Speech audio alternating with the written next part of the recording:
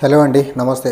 ఇప్పుడు మాట్లాడే టాపిక్ వచ్చేసి ఆంధ్రప్రదేశ్లో జరుగుతున్నటువంటి రాజకీయ పరిణామాలను చూస్తున్నట్లయితే గత కొన్ని రోజులుగా వైసీపీకి సంబంధించినటువంటి సోషల్ మీడియాలో పనిచేసిన వాళ్ళు అవనివ్వండి, లేకపోతే గతంలో వైసీపీ ప్రభుత్వంలో ఉన్నప్పుడు గట్టిగా మాట్లాడిన వాళ్ళు అవనివ్వండి, లేకపోతే అప్పుడు చంద్రబాబు నాయుడు గారిని, పవన్ కళ్యాణ్ గారిని టార్గెట్ చేసి మాట్లాడిన వాళ్ళు అవనివ్వండి, వాళ్ళందరినీ వరుస పెట్టి అరెస్టులు చేసే ప్రక్రియకి ఆంధ్రప్రదేశ్ కూటమి ప్రభుత్వం పూనుకుందామంటే చూస్తున్న పరిణామాలు చూస్తే అవుననే అనిపిస్తుందండి. ఇప్పుడు మనం ప్రధానంగా చూసుకున్నట్లయితే వైసీపీకి సంబంధించిన సోషల్ మీడియా కార్యకర్తలు ఎవరైతే సోషల్ మీడియాలో యాక్టివ్గా ఉన్నారో వివిధ జిల్లాల్లో వాళ్ళందరినీ వరుసగా అరెస్ట్ చేసుకుంటూ ముందుకెళ్లే ప్రక్రియ ఓ పక్క జరుగుతూ ఉంది.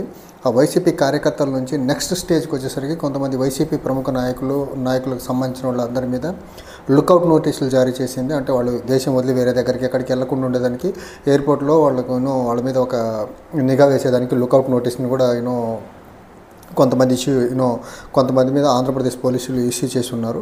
అది కాకుండా శ్రీనివాస వర్గానికి సంబంధించిన కొంతమంది ప్రధానంగా మన ఆర్జీవి గారి మీద ప్రకాశం జిల్లాలో కేసు పెట్టారు టీడీపీ లోకల్ కార్యకర్తలు. దాన్ని బేస్ చేసుకొని ప్రకాశం జిల్లా పోలీసులు ఆర్జీవి గారికి నోటీస్ ఇచ్చారు. ఆర్జీవి గారు కూడా దానికి పోలీస్ ఎంక్వైరీకి అటెండ్ అవ్వాలి, దానికి టైం కావాలని హైకోర్టును అప్రోచ్ అయితే లేదు, మీరు ఆర్జీవి గారికి హైకోర్టులో రిలీఫ్ దొరకలేదు, మీరు పోలీసుల దగ్గరికి వెళ్ళి మాట్లాడుకోండి, కావాలంటే బెయిల్గా అప్లై చేసుకోండి పోలీసుల దగ్గరికి వెళ్ళిన తర్వాత అని చెప్పే ప్రయత్నం అయితే ఆంధ్రప్రదేశ్ హైకోర్టు కూడా చెప్పే ప్రయత్నం చేసింది. తర్వాత ఆంధ్రప్రదేశ్లో సినీ నటుడు పోసాని కృష్ణమురళి గారి మీద కూడా ఆంధ్రప్రదేశ్ తెలుగు దేశం నాయకులు అక్కడ ఆంధ్రప్రదేశ్లో కేసు బుక్ చేసిన తర్వాత ఆర్జీవి గారికి పోసాని కృష్ణమురళి గారిని కుటుంబం ఇంటి మీదకి ఈరోజు సిఐడి వాళ్ళు బుక్ చేసిన కేసు ఏదైతే ఉందో దాన్ని బేస్ చేసుకొని పోసాని కృష్ణమురళి గారి ఇంట్లో ఈరోజు సిఐడి సోదాలు చేస్తూ ఉంది. తర్వాత ఈరోజు ఇప్పటికి రీసెంట్గా వచ్చిన అప్డేట్ ఏంటి అంటే వైసీపీ ఎమ్మెల్యే శ్రీకాకుళం జిల్లాకు చెందినటువంటి దువ్వాడ శ్రీనివాస్ గారి మీద జనసేన స్థానిక నాయకుడికి కేసు పెట్టడం జరిగింది. అది కూడా కేసు రిజిస్టర్ చేశారు. ఈ జరుగుతున్న వరుస పరిణామాలు కానీ చూసుకుంటే మర్చిపోయి ఇంకోటి మాజీ మంత్రి కొడాలి నాని గారి మీద కూడా పోలీసులు కేసు బుక్ చేసి ఉన్నారు. తర్వాత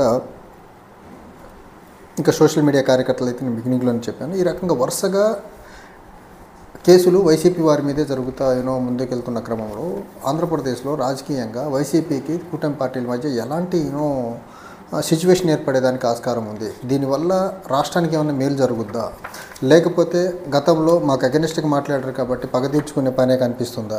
ఇప్పుడు ఇలాంటి అరెస్టులు జరగడం వల్ల ఇప్పుడు బోరుగడ్డ అనిల్ని అరెస్ట్ చేశారు, అతన్ని ఎవరినో అరెస్ట్ చేశారు, ఇప్పుడు పోసాని గారి మీద కేసు ఉంది, వర్మ గారి మీద కేసు ఉంది, కొడాలి నాని మీద కేసు ఉంది, తర్వాత దువ్వాడ శ్రీనివాస్ గారి మీద కేసు ఉంది. ఇలా వరుస కేసులు ఉండటం వల్ల ఇవన్నీ వెండేటా పాలిటిక్స్ కిందకి వెళ్తాయా, లేకపోతే వీటి వల్ల ఆంధ్రప్రదేశ్లో ఆర్థిక అభివృద్ధి జరుగుతుంది, ఈ అరెస్టుల వల్ల ఆంధ్రప్రదేశ్కి ఏమైనా పెట్టుబడులు వస్తాయా అని చూస్తే ఖచ్చితంగా వెండేటా పాలిటిక్స్ డైరెక్షన్లోనే కూటమి ప్రభుత్వం వెళ్తున్నట్టే కనిపిస్తుంది.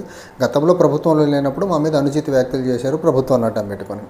సో ఇప్పుడు మా ప్రభుత్వం ఉంది కాబట్టి మీ అంతు చూస్తాం, మీ మీద కేసులు పెడతాం, మిమ్మల్ని అరెస్టులు చేస్తామన్న తీరులో ఆంధ్రప్రదేశ్ ప్రభుత్వం పర్టికులర్లీ ఆంధ్రప్రదేశ్ పోలీస్ డిపార్ట్మెంట్ వెళ్తున్నట్లయితే కనిపిస్తుంది. సో ఇంతకుముందే వీళ్ళ మీద కేసులు బుక్ అయ్యంటే అది వేరేలా ఉందను. అంటే జగన్మోహన్ రెడ్డి గారు ముఖ్యమంత్రిగా ఉండగా వీళ్ళ మీద కంప్లైంట్ ఇచ్చి ఆ కంప్లైంట్లు కేసు బుక్ చేసి ఉంటే అది వేరే ఉందను. అప్పుడు కనీసం కంప్లైంట్స్ కూడా ఇవ్వలేదు. ఇప్పుడు కూటమి ప్రభుత్వం వచ్చిన తర్వాత ప్రభుత్వ అధికారాలను అడ్డం పెట్టుకొని ఈ రకంగా ఏదైతే ఇప్పుడు కంప్లైంట్లు ఇవ్వడం, ఇప్పుడు కేసులు పెట్టడం ఏదైతే ఉందో ఇది ఖచ్చితంగా ఒక రాజకీయంగా కక్షపూరితమైన ధోరణిలో ముందుకెళ్తున్న కేసులుగానే చూడాలి తప్ప ఇందులో నిజంగా శాంక్టిటీ ఉంటే, నిజంగా వీళ్ళు హర్ట్ అయ్యి ఉంటే ఖచ్చితంగా అప్పుడే కనీసం కంప్లైంట్ ఇవ్వాలి. కేసు రిజిస్టర్ చేస్తారా లేదా సెకండరీ, అది కనీసం అప్పుడు కంప్లైంట్ ఇచ్చి ఉంటే నిజంగా అప్పుడే వీళ్ళు ఫీల్ అయ్యారు, అప్పుడే హర్ట్ అయ్యారు. సో దాని పర్యవసానం ఇప్పుడు ప్రభుత్వం వచ్చింది కాబట్టి ముందుకు తీసుకెళ్లే ప్రక్రియ జరుగుతుందని అనుకోవచ్చు. అప్పుడు కనీసం కంప్లైంట్ ఇవ్వాల, అప్పుడు కనీసం ఏం మాట్లాడలేదు. అండ్ అప్పుడు వైసీపీ ప్రభుత్వం ఉండి ఇప్పుడు కూటమి పార్టీలు అప్పుడు అపోజిషన్లో ఉన్నప్పుడు మేము కక్షపూరితమైన రాజకీయాలు చేయము, వెండేటా పాలిటిక్స్కి వెళ్ళము అనేసి అప్పుడు ఎన్నికల ర్యాలీలో చెప్పి ఇప్పుడు సడన్గా వరుసగా ఇలా కేసులు పెట్టి ఇలా ముందుకెళ్తున్నారంటే ఖచ్చితంగా ఇది కేవలం వెండేటా పాలిటిక్స్లో భాగంగానే చూడాలి తప్ప ఇంకోలా లేదు. ఇంకోటి ఇప్పుడు ఇలాంటివన్నీ వరుస అరెస్టులు జరగడం వల్ల మేబీ వైసీపీ తరఫున ఎవరైనా మాట్లాడడానికి ముందుకు వస్తే కొంచెం భయపడే అవకాశం ఉండొచ్చు, వైసీపీ తరపున ఎవరైనా గట్టిగా వాయిస్ ఇచ్చేదానికి భయపడి ఉండొచ్చు, లేకపోతే వైసీపీ తరపున ఎవరైనా పనిచేసేదానికి ఎవరైనా భయపడేదానికి ఆస్కారం ఉండొచ్చు అని కూటమి పార్టీలు భావించి ఇలా వరుసగా ముందుకు ఇలా కేసులతో ముందుకెళ్ళి వైసీపీ క్యాడర్ని ఒక కార్నర్లో నెట్టేదానికి, లేకపోతే వైసీపీ క్యాడర్లో ఒక భయాలను సృష్టించే ప్రయత్నం ఈ కేసుల ద్వారా చేస్తుందనేది మాత్రం చాలా ప్రస్ఫుటంగా అర్థమవుతుంది. అదర్వైజ్ ఈ కేసులు ఏదైతే ఉన్నాయో ఇప్పుడు ఇవన్నీ ఎప్పుడో చేసిన వ్యాఖ్యలకి ఇప్పుడు కేసులు బుక్ చేస్తున్నారు. ఇప్పుడు ఆర్జీవి గారి మీద పెట్టిన కేసు వ్యూహం సినిమా గురించి వైసీపీ ప్రభుత్వంలో వ్యూహం సినిమా ప్రమోషన్లో భాగంగా అప్పుడు చేసిన సోషల్ మీడియా పోస్ట్ని బేస్ చేసుకొని ఆయన మీద ఇది పోసాని కృష్ణమూర్తి గారిది రీసెంట్గా సెప్టెంబర్లో ప్రెస్ మీట్లో చంద్రబాబు గారి మీద అనుచిత వ్యాఖ్యలు అది కొంచెం రీసెంట్ అనుకుందాం. కానీ అంతకుముందు పోసాని గారి మీద అంతకుముందు నుంచి కూడా టీడీపీ క్యాడర్కి ఒక రకమైన కోపం ఉంది. చంద్రబాబు నాయుడు గారిని చాలా అగ్రెసివ్గా టార్గెట్ చేశారు. చంద్రబాబు నాయుడు గారి యొక్క ట్రూ కలర్ని పోసాని గారు బాగా ఎక్స్పోజ్ చేశారు. దానివల్ల టీడీపీ కొంచెం ఇబ్బంది కలిగింది పోసాని గారి వ్యాఖ్యల వల్ల అనేది ముందు నుంచే ఉంది. తర్వాత ఇప్పుడు మనం దువ్వాడ శ్రీని గారి మీద ఈరోజు కేసు బుక్ చేయడం, అప్పుడు వైసీపీ ప్రభుత్వం ఉన్నప్పుడు చేసిన వ్యాఖ్యలకు ఇప్పుడుకే ఈరోజు కంప్లైంట్ ఇచ్చారు. అంటే ఖచ్చితంగా అప్పుడెప్పుడో చేసిన వ్యాఖ్యలకి ఇప్పుడు కంప్లైంట్ ఇవ్వడం అంటేనే వీళ్ళన్నీ మనసులో పెట్టుకొని ఉన్నారు. అప్పుడు ఎవరెవరు ఏం మాట్లాడారు, వాళ్ళ మీద ఎలాంటి యాక్షన్స్ తీసుకోవాలి, వాళ్ళ మీద ఎలా పగ తీర్చుకోవాలనే దాంట్లో ఇప్పుడు ప్రభుత్వాన్ని అడ్డం పెట్టుకొని ముందుకెళ్తున్న తీరుగా కనిపిస్తుంది తప్ప ఇందులో నిజంగా శాంక్టిటీ ఉందా అంటే నాకైతే కనిపించట్లేదు. ఎందుకంటే నిజంగా ఈ జరిగిన ఇన్సిడెంట్స్ అన్నీ ఎప్పుడో జరిగితే ఇప్పుడు కేసులు పెట్టడం అనేది అంత ఫెయిర్ కాదు. ఇంకోటి సోషల్ మీడియాలో రెండు పార్టీలు బోత్ సైడ్స్ కూటమి పార్టీలు కూడా జగన్మోహన్ రెడ్డి గారిని అబ్యూజివ్గా మాట్లాడినవి ఉన్నాయి. జగన్మోహన్ రెడ్డి గారి సైడ్ నుంచి కూడా బోత్ సైడ్స్ జరిగినాయి. బోత్ సైడ్స్ జరిగినప్పుడు ఖచ్చితంగా రెండో సైడ్ నుంచి కూడా టార్గెట్ చేయాల్సి ఉంటుంది కదా. టీడీపీలో ఉన్నటువంటి కూటమి పార్టీలకు చెందిన వాళ్ళు కూడా జగన్మోహన్ రెడ్డి గారి మీద అబ్యూజివ్ కామెంట్ చేస్తున్నారు, అబ్యూజివ్ పోస్టులు పెట్టున్నారు. టీడీపీ నాయకులు కొంతమంది అబ్యూజివ్గా మాట్లాడున్నారు, జనసేన నాయకులు కొంత అబ్యూజివ్గా మాట్లాడున్నారు, అన్పార్లమెంటరీ లాంగ్వేజ్ మాట్లాడున్నారు. సో బోత్ సైడ్స్ కేసులు ఉంటే బాగుంటుంది. కానీ వన్ సైడెడ్గా వైసీపీ నాయకుల మీద, వైసీపీ సింపథైజర్ మీద కేసు అంటే ఇది ఖచ్చితంగా విండెక్టివ్ పాలిటిక్స్గానే చూడాల్సి ఉంది తప్ప ఇందులో ఎలాంటి ఫెయిర్నెస్ అయితే నాకైతే పర్సనల్గా కనపడట్లేదు. చూడాలి ఇది ఇక్కడితో ఆగుద్దా, రాబోయే రోజుల్లో ఇంకెంత ముందుకెళ్తుంది, ఎలా వెళ్తుంది అనేది చూడాలి. అండ్ ఇలా ఈ వరుసగా కేసులు పెట్టుకుంటూ ముందుకెళ్ళటం వల్ల నాకు తెలిసి ప్రభుత్వం మీద వ్యతిరేకత రావడము, ప్రభుత్వం వ్యతిరేకతను మూట కట్టుకోవడం తప్ప రాష్ట్రానికి సంబంధించిన చాలా అంశాలు ఉన్నాయి.